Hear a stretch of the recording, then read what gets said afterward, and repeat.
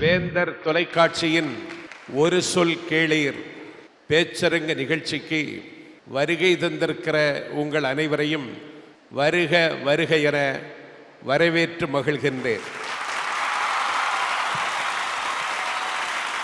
திருச்செங்கோடில் நடைபெறுகிற ஒரு சொல் கேளீர் பேச்சரங்க நிகழ்ச்சியில் இன்றைக்கு இளைஞர்கள் என்கிற பொது தலைப்பை இங்கே நாங்கள் விவாதிக்க இருக்கின்றோம். இளைஞர்கள் இன்றைக்கு எங்கே போய்கொண்டிருக்கிறார்கள்? சரியான திசையை நோக்கித்தான் அவர்கள் பயணம் போய்கொண்டிருக்கிறதா? அவர்கள் இலக்கை எட்டுவதற்கான பயணத்தில் அவர்கள் சரியான திசையில் தான் தங்கள் சிறகுகளை விரிக்கிறார்களா என்கிற கேள்வி ஒரு பக்கம். அதே நேரத்தில் இளைஞர்களெல்லாம் கெட்டுப்போனார்கள் என்று ஒரு ஆழமான குற்றச்சாட்டை ஒரு பக்கம் வைக்கிறவர்களும் இருக்கிறார்கள். ஓங்கி உலகளக்க வேண்டும் என்கிற ஆசை ஒரு பக்கம் இளைஞர்களுக்கு, அதே நேரத்தில் ஒன்றுமில்லாமல் ஆகிவிடுமோ என்கிற பயமும் அச்சமும் ஒரு பக்கம் இளைஞர்களுக்கு. ஆனால் இந்த இளைஞர்களை நம்பித்தான் இந்த நாடும் வீடும் இருக்கிறது என்பதை நாம் மறந்து விடுவதற்கு இல்லை. இன்றைக்கு வேகத்தடைகளே சாலைகளாகிவிட்டன. கட்சி கொடிக்கு வர்ணம் தீட்டுவதுதான் வரலாறு என்று ஆகிவிட்டது. வியப்பு குறிகளே இன்றைக்கு செய்திகள் ஆகிவிட்டன. ஆகவே உதட்டு சாயத்திலே கூட சிவப்பணுக்களை சேகரிக்க முடியும் என்று சிந்திக்கிற இளைஞர்களும் இருக்கிறார்கள். உலகத்தின் உச்சியில் நான் போய் ஒரு நாள் உட்கார முடியும் என்று நம்புகிற இளைஞர்களும் இந்த நாட்டில் இருக்கிறார்கள்.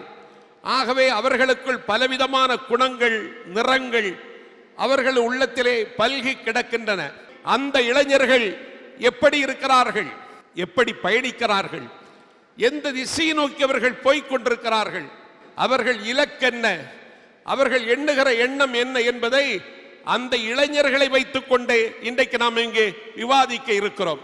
ஒரு ஓவியன் அவன் வண்ண திரைச்சிலைகளுக்கு விதவிதமான ஓவியங்களை, நவமான ஓவியங்களை தீட்டுவதில் அவன் வல்லமை பெற்ற ஓவியன். அவனுக்கு ஒரு பழக்கம், வாய் நிறைய வெற்றிலை குதப்பிக் கொண்டு ஓவியத்தை தன்னை மறந்தவர் தீட்டிக் கொண்டிருப்பார். பக்கத்தில் ஒரு உதவியாளர் இருப்பார். வண்ணங்களை அவர் எடுத்துக் கொடுப்பார். பச்சையை எடு என்பார், பச்சையை எடுத்துக் கொடுப்பான். நீலம் எடு என்பார், நீலத்தை எடுத்துக் கொடுப்பான். ஊதாவை எடு என்பார், ஊதாவை எடுத்துக் கொடுப்பான். ஒவ்வொரு வண்ணமாக எடுத்துக் கொடுத்தான். கடைசியில் அந்த ஓவியத்தினுடைய முகடுகளில் முத்திரை பதிப்பதற்காக சிவப்பு வண்ணத்தை கேட்டார். ஆனால் துரதிருஷ்டமாக அங்கே சிவப்பு வண்ணம் இல்லை. ஆனால் அந்த ஓவியர் கலங்கவில்லை, நடுங்கவில்லை. வெற்றிலையை குதப்பிக் கொண்டிருந்த அந்த ஓவியர் தன்னுடைய வெற்றிலை செவ்வாயை அகல திறந்து அந்த வெற்றிலை எச்சிலையே சிவப்பு வண்ணமாக பயன்படுத்தி கொண்டு அந்த ஓவியத்தை மிக கீர்த்தியாக வரைந்து முடித்தார். கிடைக்கிற வாய்ப்புகளை எவன் ஒருவன் பயன்படுத்திக் கொள்கிறானோ அவன்தான் வெற்றி பெறுவான் என்பதற்கு வெற்றிலையிலே பறிந்த அதே வண்ணமாக்கி கொண்ட ஒரு ஓவியர் நமக்கு பாடம் நடத்துகிறார். இளைஞர்கள் நினைத்தால் எதையும் சாதிக்க முடியும் என்று நாடு நம்புகிறது என்பதை விட நாடு எதிர்பார்க்கிறது. இளைஞர்களின் பலம் என்ன? அவர்கள் பலவீனம் என்ன? அவர்கள் களம் என்ன? அவர்கள் தளம் என்ன? அவர்கள் கனவென்ன? அவர்கள் நனவென்ன? அலசுவதற்கு 16 இளைஞர்கள் இங்கே வந்திருக்கிறார்கள். அவர்கள் பேச்சை நீங்கள் கேட்கப் போவதற்கு முன்னால் இப்போது உங்கள் முன்னால் ஒரு குறும்படம். எந்த ஒரு நாட்டின் எதிர்காலமும் இளைஞர்களை நம்பியே இருக்கிறது என்பது அசைக்க முடியாத உண்மை. நாட்டிற்கே முதுகெலும்பாக இருக்க வேண்டிய இளைஞர் பட்டாளம் மக்களும் மேதைகளும் எதிர்பார்த்த அளவிற்கு நிமிர்ந்து நிற்கின்றார்களா அல்லது தங்கள் லட்சியத்தில் இருந்து தடம் புரள்கின்றனரா? இன்றைய இளைஞர்களில்தான் எத்தனை வகையினர் இருக்கின்றனர்? இதில் எந்த வகையினர் நாட்டிற்கு தேவை? நாட்டிற்கும் தனிமனித முன்னேற்றத்திற்கும் எத்தனையோ பயன்பாடுகளை கொண்ட சமூக வலைதளங்களை தவறான வழியில் பயன்படுத்தி சீரழிந்து போகும் இளைஞர்களும் இருக்கிறார்கள். இளைஞர்கள் எவ்வளோ திறமை இருந்தாலும் ஃபேஸ்புக் மூலமாகவும் ட்விட்டர் மூலமாகவும் தேவையில்லாத, அதாவது நடிகைகளை பற்றி பேசுகிறது, நடிகர்களை பற்றி பேசும்போது தான் சாப்பிட்ற ரோட்டோரமாக சாப்பிட்றத பற்றி பிரபல்யமாக பேசிக்கிறது, தன்னுடைய அன்றாட ஃபோட்டோக்களை எடுத்து அனுப்பி தேவையில்லாமல் அவங்களுடைய நேரத்தை அவங்க வந்து வீணடிச்சிக்கிட்டு இருக்காங்க, பால்படுத்திகிட்டு இருக்காங்க. இன்றைக்கி இருக்கிற காலகட்டத்தில் வந்துட்டு எல்லா யங்ஸ்டர்ஸும் வந்து சோஷியல் நெட்வொர்க்கிங் யூஸ் பண்ணுறாங்க. அதனால ரொம்பவே வந்துட்டு தப்பான விஷயம் தான் நடக்குது அப்படி இப்படின்னு சொல்லிட்டு எல்லாம் சொல்கிறாங்க. நிறைய பேரண்ட்ஸ் எல்லாம் கம்ப்ளைண்ட் பண்ணுறாங்க. ஆனால் உண்மையாக பார்த்தீங்கன்னா சோஷியல் நெட்வொர்க் வந்து எனக்கு பர்சனலாக நான் நிறையா யூஸ் பண்ணுவேன். எனக்கு வந்துட்டு ரொம்பவே ஹெல்ப்ஃபுல்லாக இருந்திருக்கு. காதல் என்ற மாயையில் மூழ்கி கனவுகளிலேயே காலத்தை கரைத்துக் கொள்ளும் இளைஞர்கள் இன்னொரு வகை. வீட்டையும் நாட்டையும் தளராமல் தாங்கி பிடிக்கும் சுமை தாங்கியாக இளைஞர்கள் இருக்கிறார்கள். என் பேர் பாம்னி, நான் ஒர்க் பண்ணிட்டு இருக்கேன். அது மட்டும் இல்லாமல் என் ஃபேமிலியை நான் தான் டேக் கேர் பண்ணிக்கிறேன், பார்த்துக்கிறேன். எந்த பொறுப்பையும் ஏற்றுக்கொள்ளாமல் கடமையை மறந்து எதையும் சுமையாய் நினைக்கும் இளைஞர்கள் ஒரு வகை. வாலிப வயதிற்கே உரிய தன்னம்பிக்கையை தவறவிட்டு தளர்ந்து போன விரத்தியான இளைஞர்களும் இங்கே வீழ்ந்து கிடக்கிறார்கள். ஆஃபீஸில் பார்த்தீங்கன்னா வந்து எங்கள் எம்டி கிட்ட நான் போய் சொல்கிறேன், சார் இந்த ப்ராஜெக்ட்டில் இப்படி பண்ணால் நல்லாயிருக்கும், இதை நம்ம இப்படி மாற்றலாம் நல்லாயிருக்கும்னு சொன்னால் அவர் வந்து இல்லைப்பா உனக்கு 1 இயர் தான் எக்ஸ்பீரியன்ஸ் இருக்குது, இன்னும் எக்ஸ்பீரியன்ஸ் ஆகணும்னு சொல்லி எங்களோட கான்ஃபிடன்ஸ் லெவலில் வந்து யங்ஸ்டர்ஸோட கான்ஃபிடன்ஸ் லெவலில் நீங்கள் டோட்டலாக கம்மி பண்ணிடுறீங்க. சரியான வழிகாட்டுதல் இல்லாமல் தடம் மாறிய இளைஞர்களும் வழிநடத்த ஆள் இருந்தும் மூத்தோர் சொல் கேளாமல் தடுமாறும் இளைஞர்களும் இங்கு இருக்கத்தான் செய்கிறார்கள். இப்போ உள்ள பசங்க வந்து எதுவும் சொல்கிறது எதுவும் கேட்கறதில்ல. எது சொன்னாலும் இப்போ நாங்கள் வளர்ந்துட்டோம், எங்களுக்குன்னு ஒரு பொது அறிவு இல்லையா, நீங்கள் சொல்கிறதவே நாங்கள் கேட்டுக்கிட்டு இருக்கணுமா அப்படின்னு சொல்கிறாங்க. நாட்டையே வழிநடத்தும் அரசியல் நிலையை மாற்றியமைக்கக்கூடிய திறன் இருந்தும் எத்தனை இளைஞர்கள் இந்த முயற்சியில் இறங்குகின்றனர்? பெற்றோரின் கட்டாயத்திற்கு அவர்கள் விரும்பியதை படித்து தங்கள் சுய விருப்பம் நிறைவேறாமல் புலம்புகின்ற இளைஞர்களும் இங்கு உண்டு. ஆளாக்கிய அன்னை பூமியை மறந்து அயல் நாட்டு மோகத்தில் ஆழ்ந்து கிடக்கின்ற அந்நிய விரும்பிகளும் ஏராளம் உண்டு. எனக்கு வந்து இந்தியாவை விட ஃபாரினில் ஒர்க் பண்ணுறதுக்கு தான் ரொம்ப பிடிச்சிருக்கு. ஏன்னா நான் படித்த படிப்புக்கும் ஏற்ற சேலரியும் இங்கே இல்லை, அதுக்கேற்ற கரெக்டான பிளேஸ்மெண்ட்டும் கிடைக்க மாட்டேங்குது. இவற்றையெல்லாம் மீறி பிறந்த நாட்டிற்காக தன் உயிரையும் கொடுக்க துடியும் தியாக உள்ளம் கொண்ட இளைஞர்களும் நிறைந்திருக்கிறார்கள். எப்படி பார்த்தாலும் ஒவ்வொரு இளைஞனின் பொறுப்பும் கடமையும் துணிவும் தியாகமும் நம் நாட்டிற்கும் ஏன் ஒவ்வொரு வீட்டிற்கும் அவசியம் தேவை. இங்கே நாம் குறிப்பிட்ட பலதரப்பட்ட இளைஞர்களை பற்றி அனுபவம் மிக்கவர்கள் இங்கே அலசி ஆராயப் போகிறார்கள். இதற்காகவே திருச்செங்கோட்டில் விவேகானந்தா கல்லூரியில் களம் அமைத்துள்ளது வேந்தர் டிவியின் ஒரு சொல் கேளீர் பேச்சரங்கம்.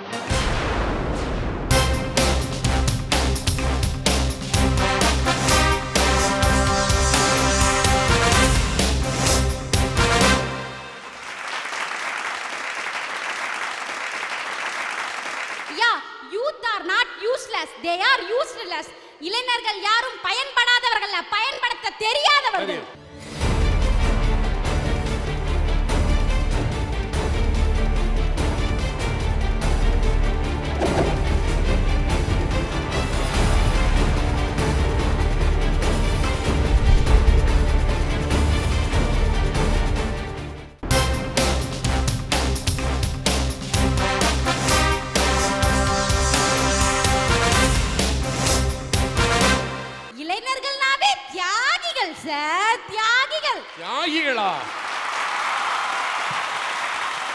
எந்த ஒரு விஷயத்தை தமிழன அடிச்சுக்க ஆள் இருந்தாலோ ஒண்ணுமே இல்லாத விஷயத்தை பில்டப் பண்ணி பேசுவானுங்க பாருங்க.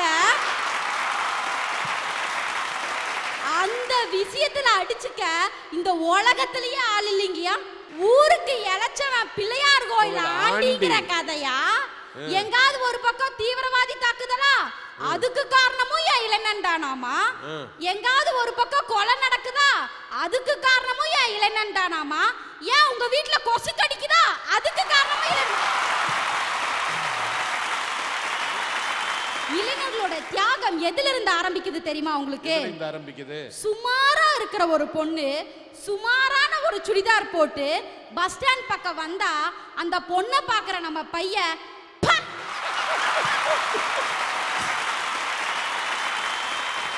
என்ன அழகா இருக்குடா அப்படின்னு எங்க உண்மைய சொன்னா அந்த பொண்ணோட மனசு கஷ்டப்பட கூடாதுன்னு சொல்றான் பாத்தீங்களா? அங்க ஆரம்பிக்குதுயா இளைஞர்களோட தியாகம். என்ன தியாகம்! காலேஜ் ஆகட்டும், ஸ்கூல் ஆகட்டும் நம்ம பொட்ட பிள்ளைங்க தான் என்னைக்கும் ஃபர்ஸ்ட் மதிப்பெண்ல. ஏன் தெரியுமாங்கய்யா? எங்க பசங்கெல்லாம் பொண்ணுங்க படிச்சு முன்னேறணும்னு விட்டு கொடுக்கறாங்கய்யா. அதனாலதான் சொல்றேன், இளைஞர்கள் எல்லாம் இன்னைக்கு தியாகிகளா இருக்காங்களாம். அது மட்டும் இல்ல, இளைஞர்கள் எல்லாம் லவ் பண்றாங்களா? யோ, இந்த வயசுல லவ் பண்ணாம வேற எந்த வயசுல லவ் பண்ணுவா? சொல்ல போனா இந்த வயசுல தான் லவ் வரும். ஏன்னா இதுதான் வாலிப வயசு. அதனால தான் சார் சொல்றேன், லவ் பண்ணுங்க சார், லைஃப் நல்லா இருக்கும். ஐயா ஒரு நிமிஷம், லவ் பண்ணா லைஃப் நல்லா இருக்கும்னு அக்கா சொல்றாங்க. லவ் பண்ண பொண்ணே கல்யாணம் பண்ணி பாருங்க, லைஃபாவா இருக்கும்? அது என்ன சொல்றாங்க பாருங்க, லவ் லவ் லவ்னு. சார் அது லவ் இல்ல சார், லவ். அடடடடா. ஐயா நாங்களும் அக்கா சொல்ற மாதிரி பொண்ணுங்கள்ட்ட போய் லவ் அப்படித்தான் சொல்றோம். அதுக்கு அந்த பொண்ணுங்க திருப்பி எப்படி திரும்ப ரிப்ளை பண்றாங்க? Love love love love. Love என்னமோ ஆம்பளை பையனும் பண்றா, பொட்ட பிள்ளைகளும் பண்றாங்க. ஆனா இந்த காதல்ல யார் தெரியுமா சார் அதிகமா தியாகம் பண்றாங்க? பொண்ணுங்க தான். அப்படின்னு நான் சொன்னா நீங்க என்ன நம்பவா போறீங்க?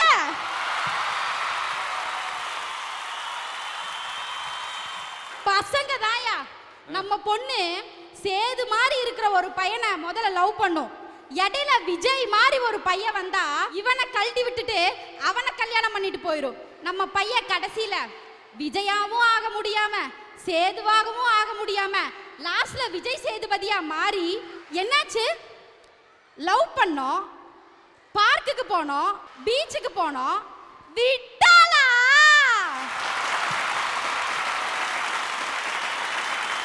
விட்டுட்டு போயிட்டாளா? பரவாயில்ல, அடுத்த ஃபிகரை பார்த்துக்கலான்னு சொல்லி எங்க அந்த பொண்ணோட வாழ்க்கை கஷ்டப்படக்கூடாதுன்னு தியாகம் பண்றான் பாத்தீங்களா? எவ்வளவு பெரிய தியாகம். அதுல ஆரம்பிக்கீங்க பசங்களோட தியாகம். ஐயா, சேது மாதிரி இருக்கிற பசங்களை லவ் பண்ற பொண்ணுங்க நாங்க தியாகி இல்லையா? அருக்காணி பொண்ணுங்களெல்லாம் நாங்க காதலிக்க மாட்டோம், அசின் மாதிரி இருக்க பிள்ளைகளை தான் காதலிப்போன்னு சொல்ற பசங்கள்லாம் தியாகிங்களா? இது என்னையா நியாயம்? பசங்க தான் விஜய் மாதிரி பாதி பேர் இருப்பாங்க, சேது மாதிரி பாதி பேர் இருக்காங்க. பொண்ணுங்க நம்ம எல்லாருமே அழகா தானே இருக்கிறோம். அருக்காணி மாதிரி இருக்க பொண்ணுங்க அசீன் மாதிரி சீன் போட்டால் நாங்கள் என்ன பண்ணுறது? அதான் எங்கள் கேள்வி. உலகத்திலேயே குறைஞ்ச இடத்துல அதிகமாக பெயிண்ட் அடிக்கிற இடம் எதுன்னு பார்த்தீங்கன்னா பொண்ணுங்களுடைய முகம்தான். அம்புட்டும் மேக்கப்பு, அவ்வளோ மேக்கப்பை போட்டு வந்துட்டு சே வர அவசரத்தில் மேக்கப்பே போடாமல் வந்துட்டேன், மூஞ்சி ஒரு மாதிரி இருக்கா அப்படின்னு வாங்க. ஆனால் அதையெல்லாம் சகிச்சுக்கிட்டு ஆமாண்டி செல்லம், நீ மேக்கப்பே போடலனா கூட அசின் மாதிரி அழகா இருக்குன்னு சொல்லி அருக்காணி ஃபிகரை அசினாக்கி விடுறோம் பார்த்தீங்களா? நாங்கள் எவ்வளோ பெரிய தேவைங்க.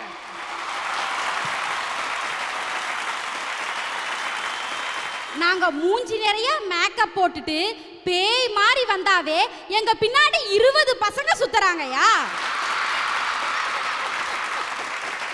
மூஞ்சிக்கு போடுற ஃபேஸ் கிரீம் வாரத்துல 2 கிரீம் புதுசா மார்க்கெட்ல இன்ட்ரோடியூஸ் பண்றா. நான் பிறந்ததுல இருந்தே அழகா இருக்கிறங்காட்டி எனக்கு அதெல்லாம் தேவையே இல்லை. எங்க அந்த கிரீம் எல்லாம் நான் வாங்கி போடாட்டி நாட்டோட பொருளாதார பாதிக்கப்பட்டுருமோ அப்படின்னு பயந்து நான் வாங்கி போடுறேங்கய்யா. அதுலயும் எனக்கு ஒரு நல்ல எண்ணம் பாருங்க, அந்த கிரீமை நான் வாரத்துல 2 டைம் மட்டும்தான் போடுறேன். ஏன் தெரியுமா? தினம் அந்த கிரீமை போட்டு நான் ஒருவேளை நயன்தாராவுக்கு போட்டியா வந்துட்டேனா?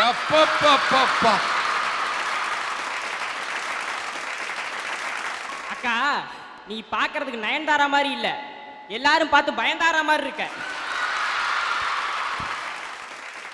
ஒரு இளைஞன் நினைச்சானா இப்படிக்கா இருக்கிற இமயமலையை தூக்கி அப்படிக்கா கவுத்து வச்சிருவாங்கயா. அவ்வளவு பெரிய சக்தியும் வலிமையும் அவங்கிட்ட இருக்குங்கயா. ஒரு கற்பூரம் எப்படி தன்னை பத்த வச்ச உடனே பத்திக்கிட்டு ஏழையா பணக்காரனான்னு வித்தியாசம் பார்க்காம ஒளிய கொடுக்குதோ, அதே மாதிரி தான் எங்க இளைஞர்களும். அவன் முன்னாடி ஒரு பிரச்சனைன்னு போய் நின்னா நீ தெரிஞ்சவனா தெரியாதவனான்னு பார்க்க மாட்டா, உடனே உனக்கு தோள் கொடுத்து நிப்பான் பாருங்கயா. அதனால தான் இளைஞர்கள் எல்லாம் தியாகிகள் சொல்றோம். என்ன எப்ப பார்த்தாலும் இளைஞர்கள் எல்லாம் அம்மா அப்பா பேச்ச கேட்க மாட்டேங்கிறாங்க. ஆமாங்கய்யா, நாங்கெல்லாம் அம்மா அப்பா பேச்ச கேட்க மாட்டோம். ஆனா அம்மா அப்பாவுக்கு ஒரு பிரச்சனைனா எவன் பேச்சையும் கேட்க மாட்டோம். இந்தியாவிலேயே உடல் உறுப்பு தானம் அதிகமா எங்க நடக்குதுன்னா நம்ம தமிழ்நாட்டுல மட்டும்தான். அதுலயும் எந்த ஏஜ் பீப்புள் தெரியுமாங்க சார் அதிகமா பண்றாங்க? எங்க இளைஞர்கள் தான் சார் பண்றாங்க. எல்லாருடைய மனசு சின்ன பாராட்டுக்கு தான் சார் ஏங்கிக்கு இருக்கு.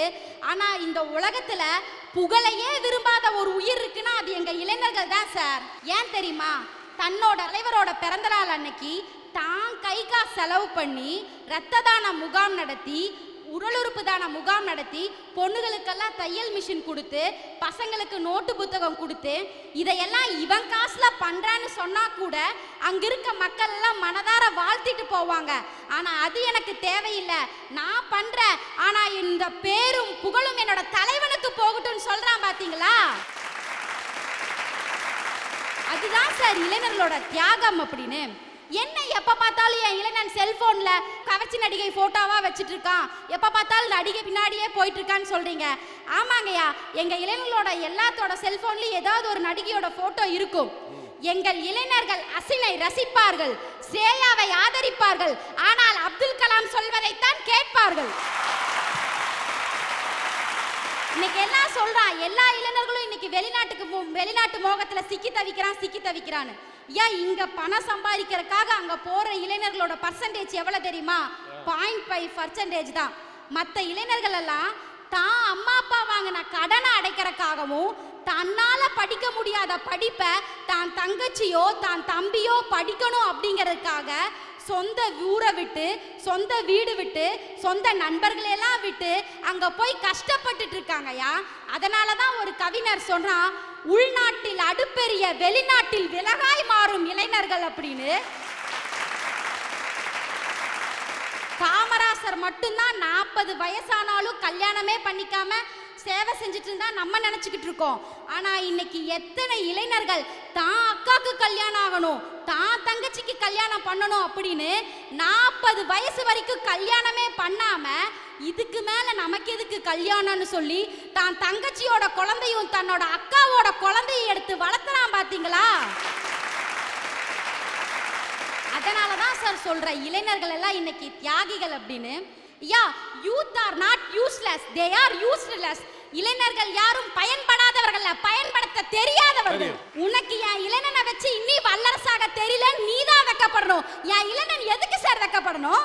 இந்த உலகம் எல்லாத்தையும் காப்பாத்தும் சார். ஆனா இந்த உலகத்தையே காப்பாத்த ஒருத்த வேணும்னா அது இளைஞனால மட்டும்தான் சார் முடியும்.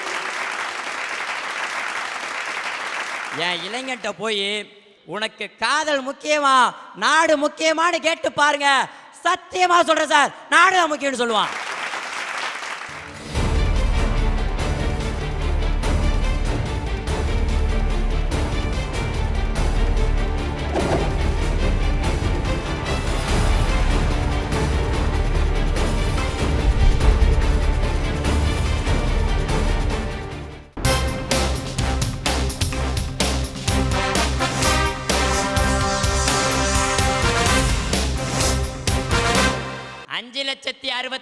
கிராமங்கள், 619 மாவட்டம், 31 மாநிலம், 617 மொழி, 6400 ஜாதி, 6 மதங்கள், 29 மிகப்பெரிய திருவிழாக்கள்னு இத்தனை பிரிவுகளா பிரிக்கப்பட்டதா சரியா இந்திய நாடு?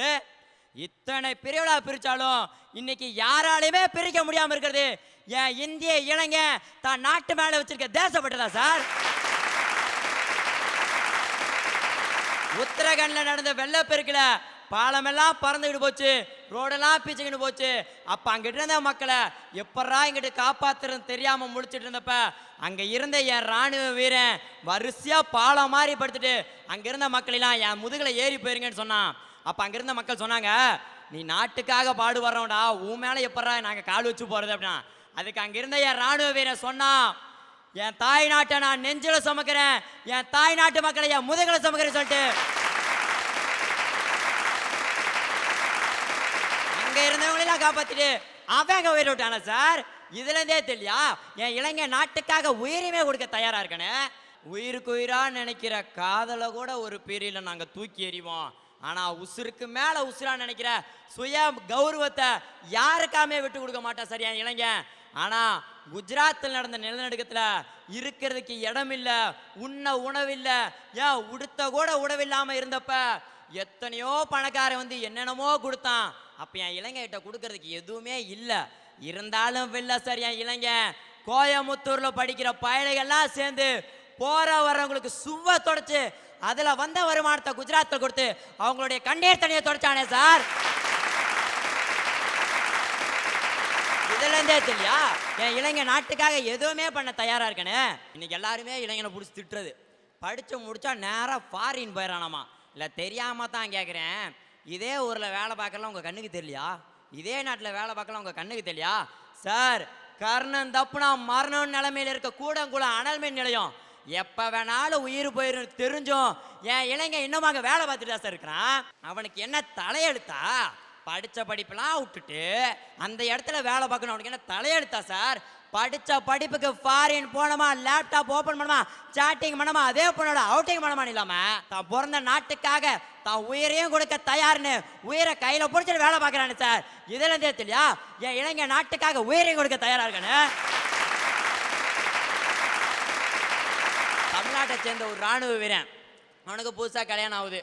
ஒரு 6 மாசம் தான் மனைவியோட இருக்கிறாப்புல மீண்டும் அவர் முகாமுக்கே கிளம்பி போயிடுறாரு. மனைவி பிரெக்னென்ட் ஆகுறாங்க. அவங்க தன் மனைவியோட உணர்வுகளை கடிதமாக எழுதி அந்த ராணுவ வீரனுக்கு அனுப்புறாங்க. எனக்கு சொந்தம்னு சொல்லிக்க நீங்களும், உங்களுக்கு சொந்தம்னு சொல்லிக்க நானும் மட்டும்தான் இருந்தோம். இப்ப நமக்கு சொந்தம்னு சொல்லிக்க ஒரு அழகான குழந்தை இந்த மண்ணில் பிறக்க போகுது. அதனால இந்த நிமிஷம் நீங்க என் கூட இருக்கணும்னு ஆசையா இருக்கு, உடனே கிளம்பி வாங்க அப்படிங்கிறான். உடனே அந்த ராணுவ வீரர் அந்த கடிதத்தை பார்த்தீங்கன்னா அவ்வளோ சந்தோஷப்படுறாப்புல. உடனே கிளம்பி போலான்னு கிளம்பி போறாரு. கிளம்பி போறப்ப முகாமில் இருந்து ஒரு அறிவிப்பு வருது, தற்செயலாக நடக்க போகிற போரில் நீங்கள் கலந்துக்கணும் அப்படின்னு. இவரை யோசிக்கிறாப்புல, நமக்கு நாடு முக்கியமா இல்லை குடும்பம் முக்கியமானு. அந்த இடத்துல உடனே ராணுவ வீரன் யோசிக்கிறான், பிறக்க போகிற குழந்தைக்கு பாதுகாப்பா அவளுடைய தாய் அங்கே இருக்கிறா, ஆனால் பிறந்த நாட்டுக்கு பாதுகாப்பா என்னைய மாதிரி இளைஞனா தான் இருக்கிறேனா. அந்த போரில் கலந்துக்கிறான். போரெல்லாம் நடந்து முடிஞ்சதுக்கப்புறம் செய்தி வெளியாகுது, இந்த போர்ல கலந்துக்கிட்டு இந்த ராணுவ வீரன் இறந்துட்டான்னு. இந்த ராணுவ வீரன் மட்டும் சாகல, 12 தீவிரவாதிகளை சாகடிச்சு செத்துருக்கான். ஆகாயத்துல ஒரு விமானம் போச்சுன்னா அதை ரஷ்யாக்காரன் பார்த்தானா சொல்லுவான், இதை நாங்க தான் விட்டோன்னு. அதே அமெரிக்காக்காரன் பார்த்தானா இதுல தான் எங்க அப்பா போய்கிட்டு இருக்காப்புல அப்படிமா. அதே ஜப்பான்காரன் பார்த்தனா இது என்னடா இது மாதிரி 4 மாடல் நாங்க விடுவோம்டாமா. குறிப்பா என் இலங்கை தமிழன் பார்த்துட்டானா எவனோ ஒருத்தன் தன்னை சாகடிக்க வந்துட்டான்னு ஓடி போய் பதுக்க குழியில் ஓடிவான் சார். அப்பேற்பட்ட தீர்க்க முடியாத இலங்கை தமிழர் பிரச்சனைக்கு யார் யாரோ குரல் கொடுத்து பார்த்தாங்க, எந்த ரெஸ்பான்ஸும் இல்லை சார். அரசியல் ரீதியா எவ்வளவோ செயல் செஞ்சு பார்த்தாங்க, அப்பயே எந்த ரெஸ்பான்ஸ் இல்லை. ஆனா கடைசியா என் இளைஞர்லாம் சேர்ந்து போராட்டம்னு வெளியே வந்தான். ஐநா சபையை நம்ம சொன்னா சார் கேட்டுச்சு. உப்பு சத்தியாகிரக போராட்டத்துக்கு காந்தியோட போன இளைஞன்லாம் ஆங்கில அரசு பிடிச்சி அடி அடிக்குது. அதில் ஒரு இளைஞனை பிடிச்சி சொல்லுது, டேய் உன் கூட வந்தவனெல்லாம் சொல்லு நான் உன்னையே விட்டுறேன் அப்படிங்குது. அதுக்கு உடனே அந்த இளைஞன் சொல்கிறான், உயிரே போனாலும் என் தாய் நாட்டை நான் காட்டி கொடுக்க மாட்டேங்கிறான். உடனே அந்த இளைஞனுடைய அவங்க அம்மாவை அந்த ஆங்கிலேய அரசு இழுத்துட்டு வந்து தன் மகன் முன்னாடியே தன் தாயை நிர்வாணமாக்கி அடிச்சு பாடுறாங்கிறானுங்க. உடனே அவன் வெக்கத்தில் கூனி குறுகி உட்கார்றான். அப்போ அந்த இடத்துல அந்த தாய் சொல்கிறா, டேய் இதே கோலத்துல தான் நான் உன்னைய பெத்தேன், வெக்கப்பட வேண்டியது நீ இல்லடா, வெக்கமே இல்லாம பார்த்திருக்க அவனே தானே வெக்க பண்ணும். இந்த இடத்துலயும் நாட்டுக்காக கம்பீரமா இங்க நிக்கிறமேனு தலை நிமிர்ந்து நின்றான்னு சொல்லி கொடுத்தது என் தாய்ப்பால் அல்லவா. இப்பேற்பட்ட வீரமான தாய்ப்பாலை குடிச்சு வந்த என் இளைஞ நாட்டுக்காக உயிரிமே கொடுக்க தயாரா இருக்கேன் சார். ராணுவத்துல உடற்தகுதி தேர்வுல 1.5 கிலோமீட்டர் ஓட்டப்பந்தயத்துல ஆண்களை விட 5 செகண்ட் முன்னாடி வந்து ஒரு பெண்மணி ராணுவத்தை பிரமிக்க வச்சிருச்சு சார். அவ்வளவு ஏன் சார், அதே பெண்மணி தான் 1.3 மில்லியன் எண்ணிக்கை கொண்ட பாதுகாப்பு படைக்கு முதல் பெண் ஜவானாக இருக்காங்க சார்.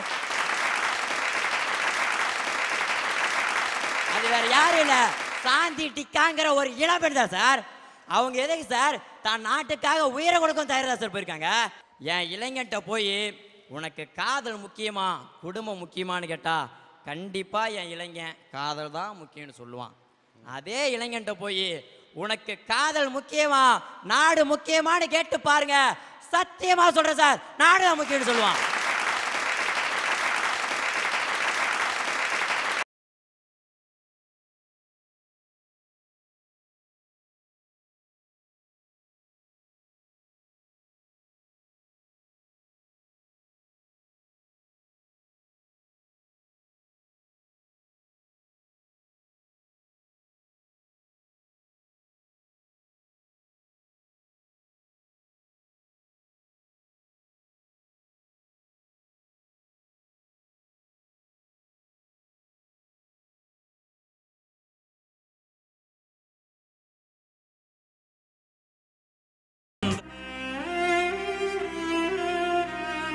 வண்ணம் பல வண்ணம் நம் எண்ணம் ஒன்றல்லோ, பறவைகள் பலவன்றோ வானம் ஒன்றன்றோ, தேகம் பலவாகும் நம் ரத்தம் ஒன்றல்லோ, பாஷைகள் பலவன்றோ தேசம் ஒன்றன்றோ, பூக்கள் கொண்டு வந்தால் இது புண்ணிய தேசமடா, வாட்கள் கொண்டு வந்தால் தலை வாங்கிடும் தேசமடா, எங்கள் ரத்தம் கண்ணீர் இவை இரண்டும் கலந்த தெங்கள் சரிதமே, இது தீயில் எழுந்து வந்த தேசமே. ஜெய் ஹிந்த், ஜெய் ஹிந்த், ஜெய் ஹிந்த்.